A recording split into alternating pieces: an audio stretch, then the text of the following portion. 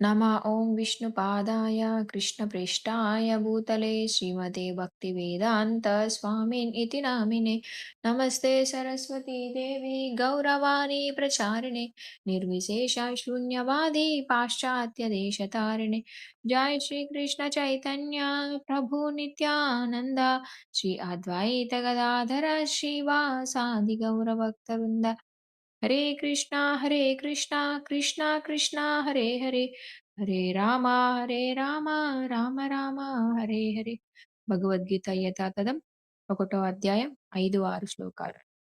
శ్లోకం 5. దుష్టకేతే కేతుశ్చేకితానా కాశీరాజశ్చ వీర్యవాన్ పురోజిత్ కుంతిభోజశ్చ శైభ్యశ్చ నరపుంగవః. Translation given by divine grace A C Bhaktivedanta స్వామి శ్రీల ప్రభుపాదికి జై.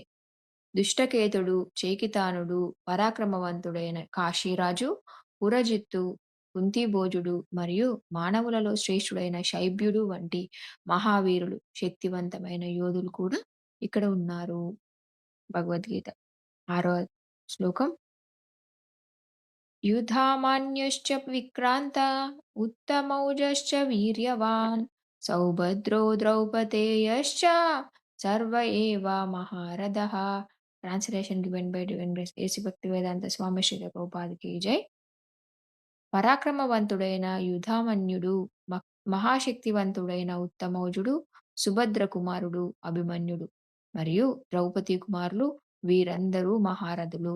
హరే కృష్ణ.